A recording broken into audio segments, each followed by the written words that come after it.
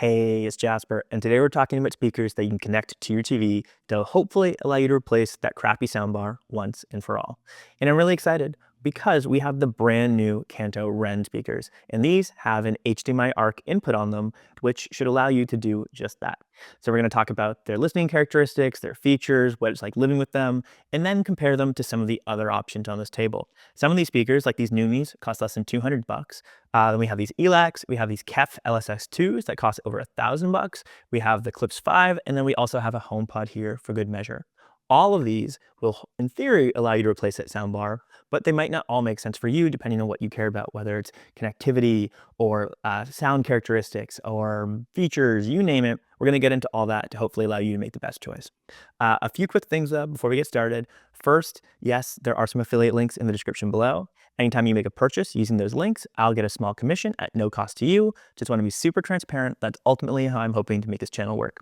And on that note, this is a very new channel and I would love your support. So first, watch the video. Make sure you think I do a good job. But if you do, a comment, a like, a sub, anything like that would really go a long way. All right, enough of all that. Let's get started.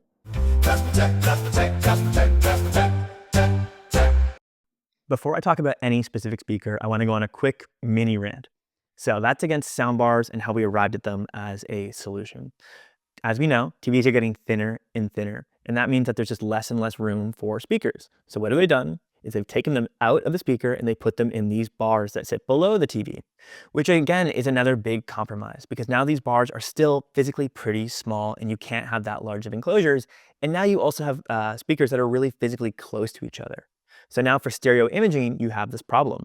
And the way they overcome it is by using digital signal processing, which is okay, but it never really works that well. And then similarly, for vocal notes, which are like mid-level frequencies, you need a decently sized driver to really have good, rich notes there. And unfortunately, these small, narrow enclosures just can't support nicely sized drivers. So again, they rely on digital signal processing to like isolate the vocals and make things sound okay again. Again, it's just another big compromise. So I'm frustrated by the soundbar world because ultimately I get how we got there. But for people like me who want to have a system that sounds good for TV, but also for music and also for movies, they just aren't the best compromise for my use case. And then the other kind of option of different speakers and products that are available are these crazy 5.1 systems. They're amazing, but they're expensive and they're complex and they require a lot of wiring and setup traditionally. And that's just not for me either. So that's my rant kind of against soundbars and against how we got to this point. But ultimately, I'm really kind of enthusiastic of what I'm seeing here on this table, because this is a kind of a new genre of speakers that have HDMI inputs that allow TVs to have good sounding speakers, as well as allow you to have good speakers for other uses like music, etc. So with all that, I'm really excited to now dive into the RENs. The Kanto REN retail for around $600 as of publishing this video, but definitely click the link below to check the latest price because prices do fluctuate. And in terms of what that gets you, the main thing about these speakers is, yes, the HDMI-ARC input.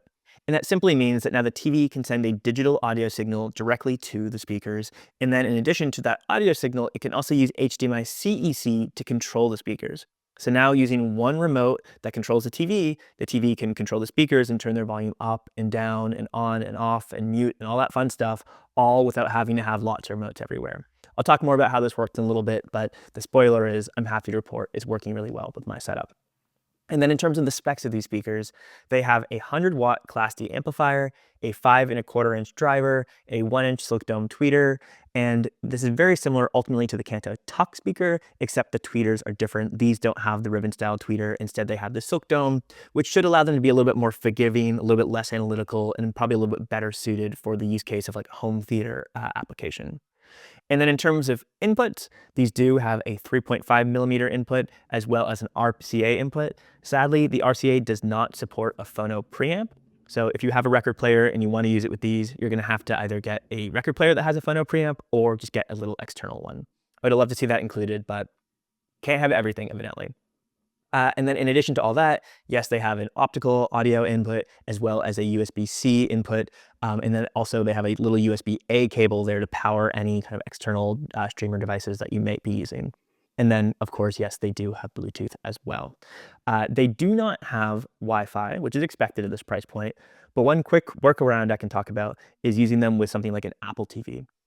Basically, I can AirPlay to my Apple TV, and doing that causes my TV to turn on, which then causes the speakers to turn on. And if I adjust the volume on my phone, yes, it does adjust the volume on the speakers. I can say this works actually really well. I'm favorably surprised. So if you are in that kind of AirPlay category, there is a nice workaround to get these going and not have to buy a speaker that supports it, like the KEF. We can talk more about that in a little bit as well. And then in terms of actual connectivity and connections on these do have a sub out. And the nice thing about the sub out here is anytime you plug a subwoofer in, it automatically stops the drivers on the speakers from creating any frequencies below 80 hertz, I believe.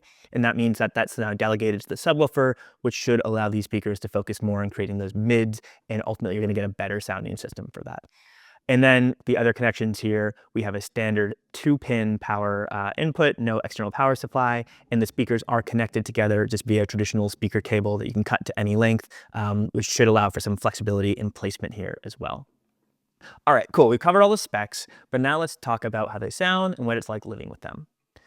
Out in the box, I'd say the REN have like a rich, full, and warm sound profile, which I know that's a little like hand wavy and imprecise. So I think if I really want to narrow in on what I think these sound like, I would say it seems like they've emphasized the bass in the mids a little bit and then like roll off the treble ever so slightly to give you like a non-fatiguing, good kind of rich sound that's good for lots of music genres and overall kind of casual and laid back. I will say, if you do want them to be a little bit brighter, then you can use the remote to independently adjust the treble. So I did click it up 1 or 2 notches, and then I kind of got that sparkle back that I was hoping for. So I am really happy to see that Kanto allows you to make these adjustments on the remote. They don't have any love for the mids here. It's only bass and treble, but honestly, I think it's more than enough for like most people here. And just overall, I really like the way these things sound. Personally, I like Kanto's kind of sonic tuning in general, and this is exactly what I'd expect from them. It's a good, laid-back, casual speaker for general music listening, general TV listening. It's not a studio monitor, but it's not trying to be. And then in terms of bass response, it does have that 5¼ inch driver, so that's a pretty sizable one, and the bass is pretty good. It's also rear ported, so you're gonna have to make sure the placement is appropriate. You don't wanna put it too close to a wall or too far away from the wall, but I think around 8 to 12 inches, and you'll probably be in a pretty good spot there. I will say, if you're trying to use these for like a home theater setup and you really wanna get that deep rumble that you can really feel, go ahead, throw a sub in. Kanto makes some really good ones, or get one from a different brand. Doesn't really matter since these have a sub out in the filter. And then I think you'll be really impressed with this being a nice 2.1 channel system. So Kanto, nicely done here. I think a lot of people are gonna really like the way these things sound, and having that adjustability on the EQ on the remote is really a solid step in the right direction as well. So 2 thumbs up from me. Before we move on, I want to quickly touch on what it's like to live with these and what ultimately I really like about them and some things I'd like to see improved. So first, I think Kanto has a really good history of having speakers that have just like good intangibles, meaning they don't hiss in weird ways, standby works the way you would expect it to, they don't get weirdly warm, things like that. And I'm happy to report these follow that same tradition. They're just really nice to live with.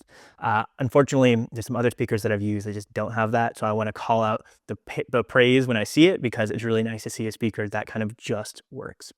And on that note, HDMI CEC and HDMI-ARC, as I mentioned earlier, it just works. I use these with my Apple TV 4K, and I have my one Apple TV remote, and that is useful for turning the TV on and off, for turning the speakers on and off, for adjusting the volume. It all goes through that one remote, and it all works absolutely flawlessly. I will say, sometimes people have trouble with this, and often it's not the speaker's fault, but the TV's fault. So definitely check your TV and make sure that it's gonna behave as you would hope it does. I personally have an LG B4 OLED TV that uses WebOS, and it works absolutely perfectly with all these speakers. So props there. But yeah, I just want to kind of call that out, because just because I have a good experience here, some TVs can be a little bit more finicky than others. Another thing I really like about these, and this is silly, but it's the small things and the details, but is this kind of control mechanism. It's this little knob right here. You want to turn them on or wake them up from standby, you just tap it, and then you want to cycle through the inputs, you can tap through, and then you want to adjust the volume, you just twist left and right, and you can see what input you're on with the LED on the front. It's super minimalist, super simple, and it just works really, really well. So props to Kanto for keeping what's working on this speaker.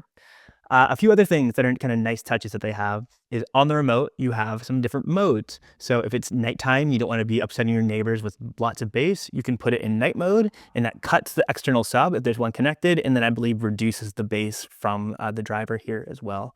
And there's a second mode, which I think is like vocal mode, which emphasizes the mids and allows there to be more vocal clarity. If you're maybe listening to a podcast, or maybe the audio track on the movie isn't as clear as you would like, you can turn that on and then get that from these. And then a few other nice things, you can actually adjust which speaker is left and right channel. So if you want to have the powered speaker on the wrong side, no worries, you can make that adjustment easy peasy. And then finally, you can adjust the brightness of the LED on the front. You can even turn it off, which again is a nice little kind of quality of life improvement that I love to see Kanto including on their products. The one thing that I wish they did do here though, is all of those kind of nice to haves that I just mentioned, you have to use a remote to use them. And the whole point to me of having an HDMI-ARC and CEC connection is I don't have to use other remotes. So in a dream world, I would love to see an app that I could connect to these speakers with and then toggle all those settings to control them that way. I will say most of those things, you kind of dial them in once and you don't have to keep on making adjustments. So I'll probably use the remote just for like general setup and then put it away and I'll be fine. I'm not gonna be using night mode or voice mode that often. But if there was an app, I think that would be a more elegant and kind of nice way of solving this problem. Maybe in version 2, who knows? But yeah, with that, let's move on to the next thing. Let's talk about the NEUMI BS5P ARC. So this is an updated version of the speaker that originally came out, I think around 2020 or 2021, and this one includes an HDMI-ARC input.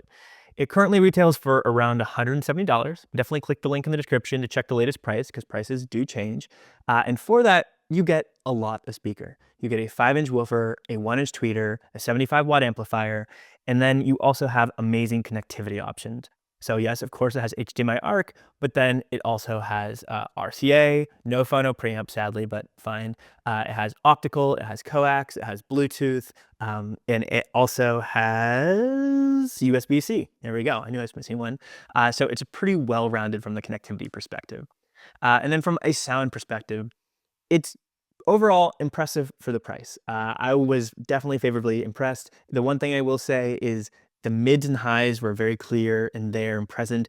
To me, it felt like it was missing some bass. It does have these 2 ports on the front you can see, and they do come plugged, there we go, with these fun little plugs, which basically allows you to turn the speaker from a sealed cabinet to a ported cabinet.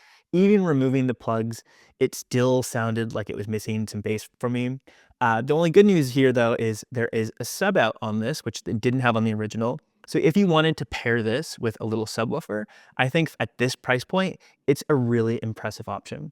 It definitely doesn't hold a candle to the REN. The REN to me just sounds better in every way. However, this costs about 1/3 of the REN. So if you wanted to give this a try, I don't think I can fault you for that.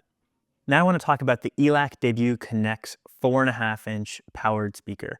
So on paper, I want to love this speaker.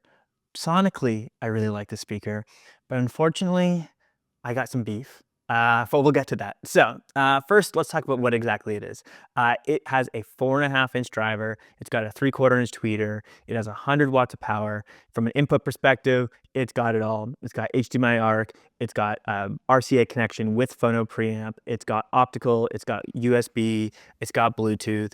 So connectivity, it's all there. And then it also does have a sub out as well. And then from a sound quality perspective, overall, I'm really impressed.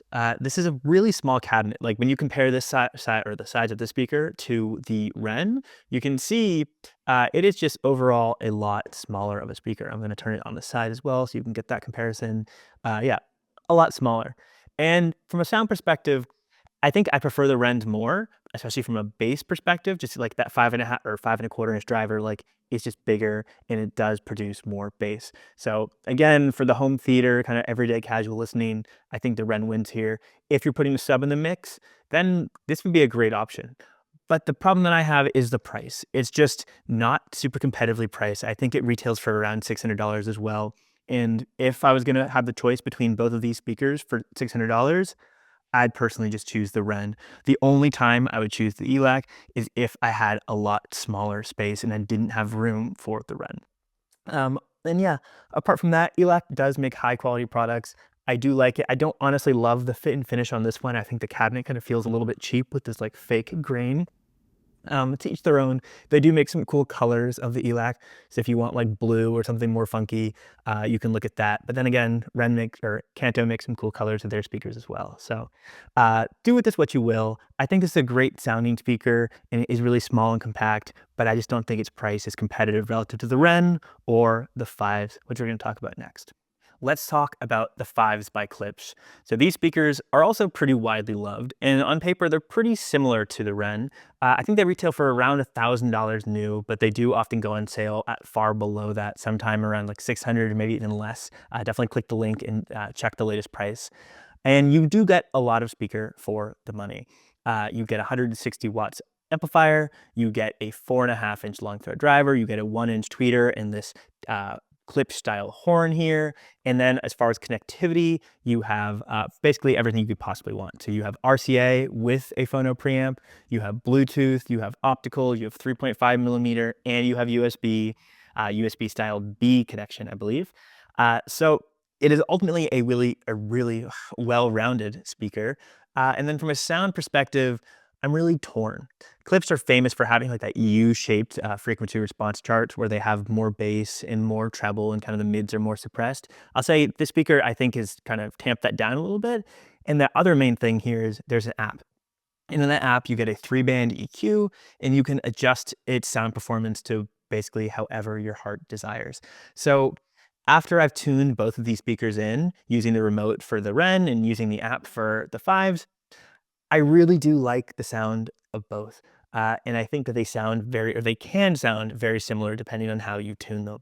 So I'm afraid from a sonic perspective, I'm gonna kind of struggle to have opinion here on which one you should buy. Maybe if you want a brighter, more lively speaker, that's probably more Klipsch's wheelhouse.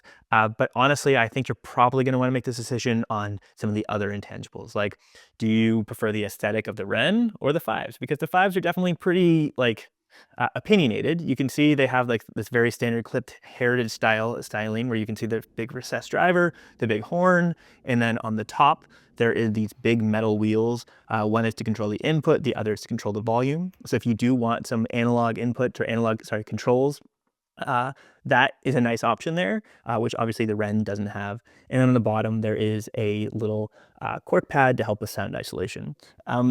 Yeah, a tough decision between these two.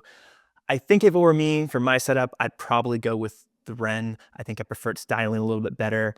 Sonically, they're very similar to me once I tune them. I do really like the app on the Fives though, so that's a point in this camp. Yeah, it's a tough choice. I would totally understand you getting either of these. Let's talk about the KEF LSX2 and the KEF LSX2 LT. I'll say they're basically the same speaker. There's a few minor differences. First, aesthetically, they come in different colors. So the LT versus the non-LT, different colorways, depends which one you like more, go for it. But then the non-LTs, the more expensive one, do have a fabric wrap on the outside of the cabinet where the LTs are just plastic. So that's the main difference. And then the way the left and the right speakers connect to each other. With the non-LTs, you can have a wireless link. So you just need to have each speaker plugged into mains power, but there does not need to be a physical connection between the left and the right speaker. With the LTs, you have to connect them via a USB-C cable. So not the end of the world, but that's kind of one of their quirks. And then the other thing is on the LTs, they took away the 3.5 millimeter jack. So that's not there, but you of course still do have all the other connectivity options. So it probably doesn't make sense to get the non-LTs for most people. Just get the LTs. They sound really good. And I'll say I use these every day in my living room for music, for movies, for the TV, for Spotify, for AirPlay, you name it. And I really love these speakers. They are obscenely expensive, around $1,300, I think, for the non-LTs, and then around $1,000 or maybe $900 for the LTs.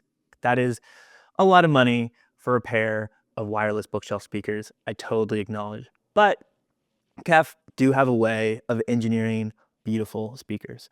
So these are really cool because they have the tweeter embedded in the middle of the driver, which they say means that everywhere is a sweet spot because now there's no differential between the tweeter and the driver. They're literally sonically the same center, which is very cool.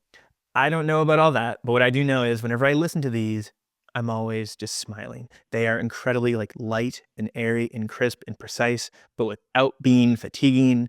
They have really good bass response.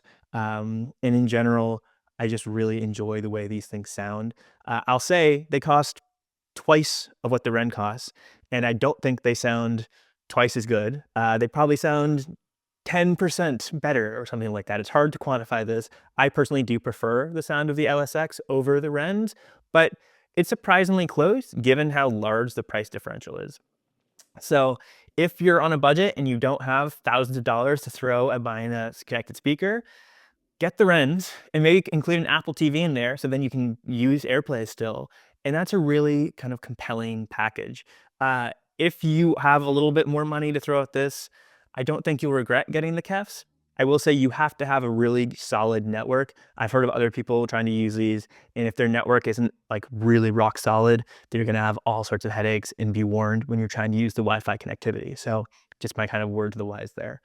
Yeah, tough call. I'm gonna continue using my KEFs for my everyday use, but the RENs, they hang, which is amazing considering the price differential.